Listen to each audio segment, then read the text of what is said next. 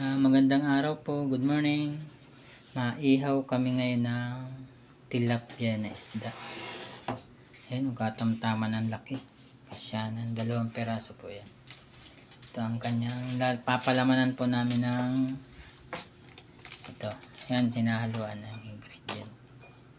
Malinis man po ang ayan. Ano pa yan, may kamatis, luya, bawang, sibuyas. Ayan po ang mga... Tapos, tinimplahan na rin po yan namin ng paminta at asin. Ayan.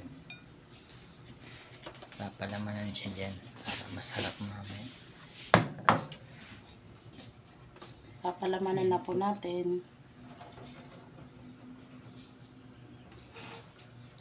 Kasya na lang laki. At yan pa ibabalot namin sa aluminum foil para hindi siya direktang madali kasing matutong. Saka para hindi mag-dry ang isda. Ay, yung katas niya naroon din sa loob ng aluminum foil.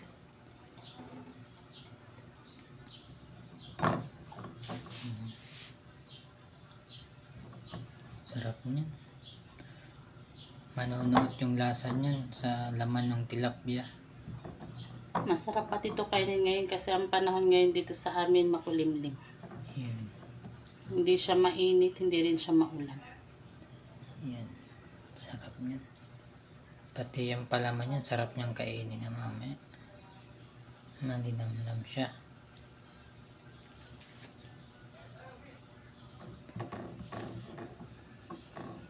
Siksik na natin yan dyan.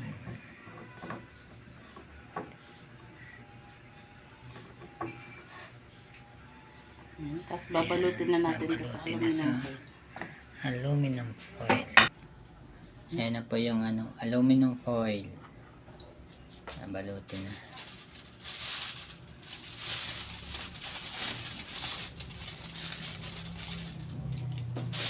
Saka madali siyang maluto at kulob na kulob siya din sa aluminum foil.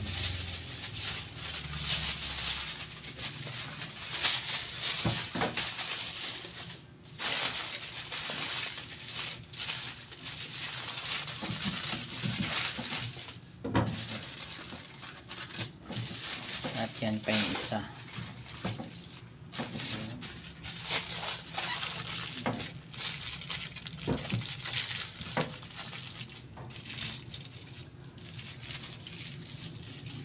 Yan, pwede na. At mamaya, magpapabaga naman ako dun sa iihawan. Nire-ready lang siya para mamaya. Salang na lang siya. Or isasak lang.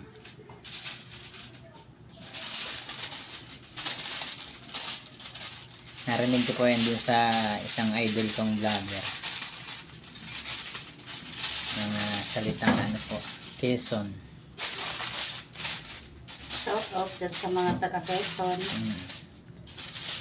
Anong lugar na sila? Sa Infanta. Paborito ko yun sila Ate Nels. Baka kilala nyo po. Nalilibang ako doon sa mga vlog nila.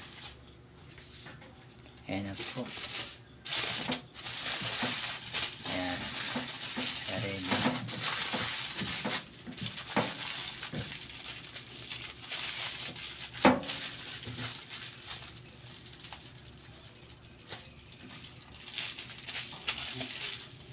Ayan. Ready na para sa pag-ihaw. Ako'y mag-ano lang ng apoy yung iihawan. I-ready ko na lang po. Yan po. Ang panahon namin ngayon medyo umuulan, umaambon. Ayan. Makulimlim ang langit. At dahil sa coding ako ngayon, ayan po ang tricycle ko. Kaya wala akong pasada ngayon. Kaya dito. Kaya naisipan namin ngayon mag-ihaw naman pang ulam, pananghalian. At yan po ang iihawan. Be ready ko na. Ito ang uling na aking gagamitin. Yan po. Yan po siya iihaw. Nare-ready ko lang po. At ayan na nga po, umulan na. Pero hindi naman siya kalakas. Siguro tamang pandilig lang sa mga halaman, pang basa sa kalsada. Ayan, umulan na. Hindi naman siya kalakasan. Tama lang ng pang buhos niya. Tamang pandilig sa mga halaman dito. Ayan po. Ayan po, lagyan ko na ng uling. Naapoyan na siya mamaya. Mababaw nga lang itong aking pugon. Ilang lang, puno na agad. Hindi siya makiuling. Kaso madali lang siya maubos. Dagdag lang ng dagdag mamaya ng uling pag naubusan na ng baga. Ayan.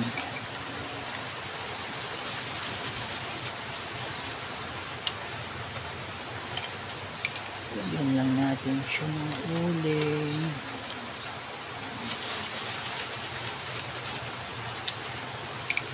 Ayan. Oh, may bato.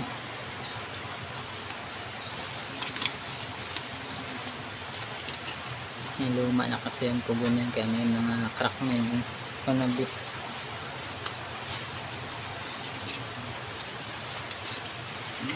Dagdagan ko pa ng konti.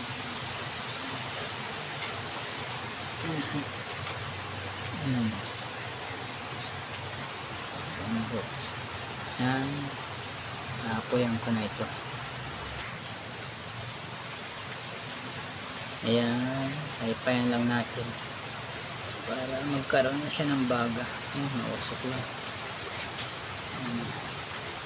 May baga na siya.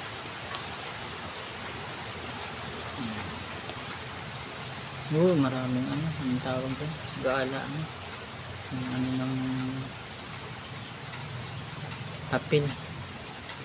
Yun, may baga na siya. Kunti pang paypay.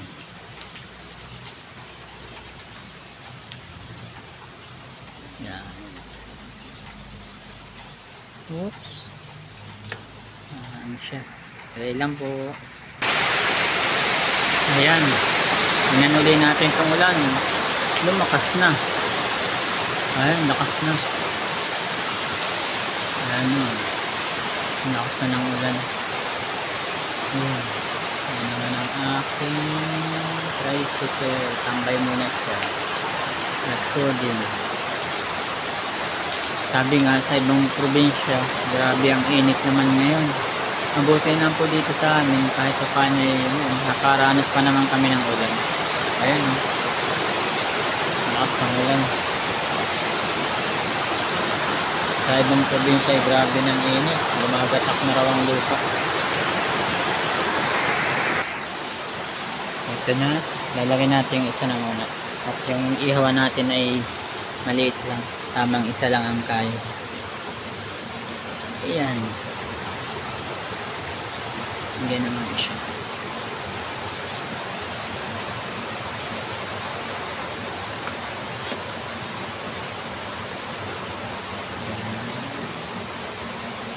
Yung isa mamaya naman. Para talagang maganda ang luto. Hindi sila nag-aagawan sa baga. Kasi maliit lang eh.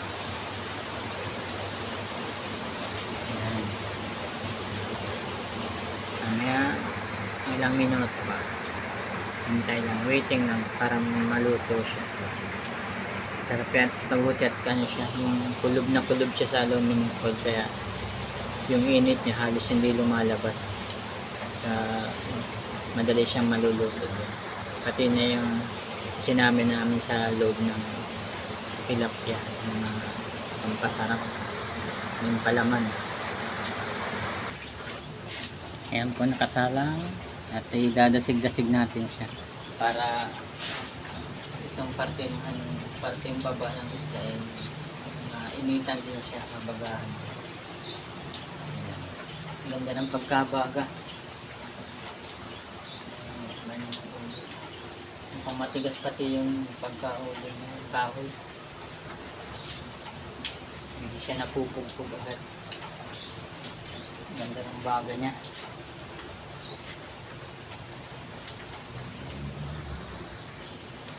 At mamaya babalik ta rin ko naman yan para yung kabilang side ng isda ay mainitan rin siya para talagang kabilaan lutong luto siya. Hindi naman siya matututong kasi pinangkagandahan dyan sa aluminum foil sa nag-iihaw, hindi siya direkta sa apoy yung isda, kaya masarap yung hindi siya tutong pagka luto.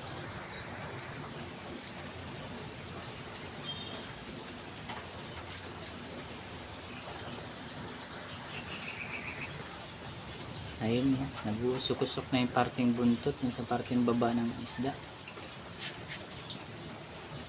Tutulo-tulo pati yung katas niya.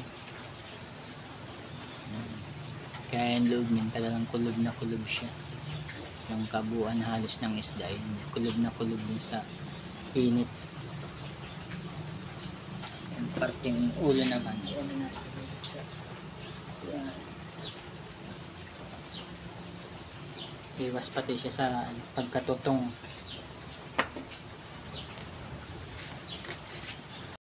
Ating babalik na rin na siya.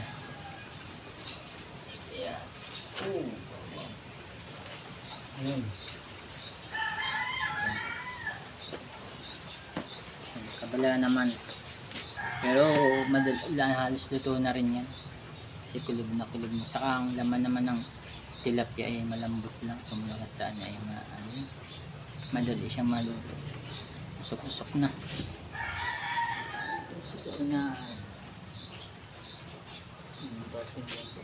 Ang ganda ng baga. Yun. Usok-usok na. Okay na to. Isa pa. Ayan.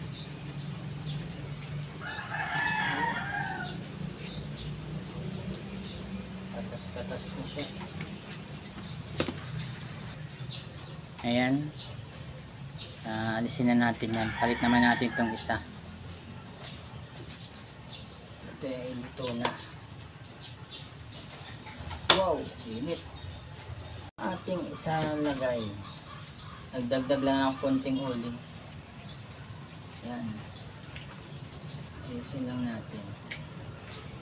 Yung paypay. Para lumakas yung baga niya.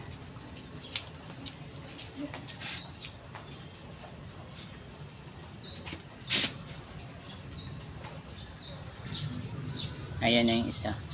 Nakalagay na siya. Yung isa ay okay na. Mamaya pag tapos na, titingnan natin yung resulta ng luto sa yung dalawang tilapyang naluto.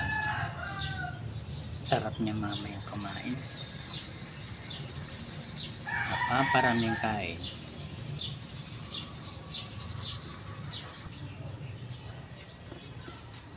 Balik pa rin naman natin. Kabila.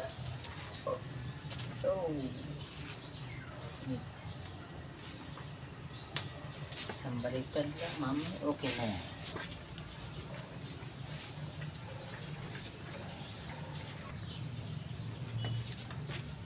Tanggalin na natin at yan ay okay na. Init. Init. Ito. May mga bago pa naman siya. Lagyan ko siya ng tayo ng tubig. Yan. Sayang. Mapapakulog pa niya. Ayan yung baga. Ayan, magagawa ng sausawan dun sa inihaw na tilapia. Sarap niya sa sausawan niya. Ayan, pinagalo-halo na sibuyas, kamatis, kalamansi. Sili maghahanap pa mamaya. Baka mayroon dyan nakatabing sili. Para lalong masarap. Lagyan niya mamaya ng toyo na may kalamansi.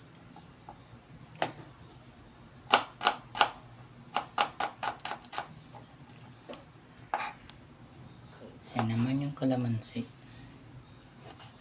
Sariwang sariwa pa, may dahon pa.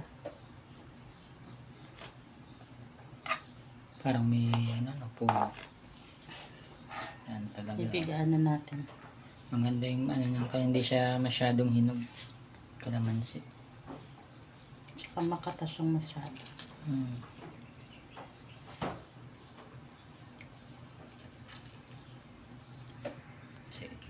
Yan, tanggalan na ng buto.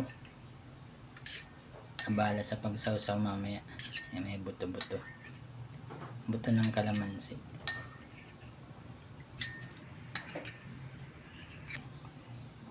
Sunod naman itong kamatis. Kumbaga complete ricado yung natin, sausawan.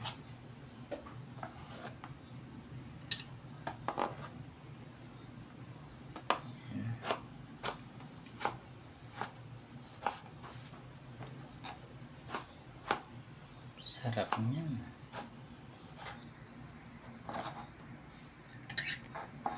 Yan. At ang sibuyas. Yan. Okay, yan. Lalagyan na natin ng toyo. Mas maraming sibuyas, mas masarap siya. Ayun. Yan. Halo-halo. Ready na ang ating sausawan. Yan, tingnan natin yung finished product na inihaw na tilapia. Yung may palaman sa loob. Yan na. Amoy pa lang, ulam na. Yan. Nakakatakam, nakakagutom. Yung katas-katas pati yun, naipon na rin sa loob niyan.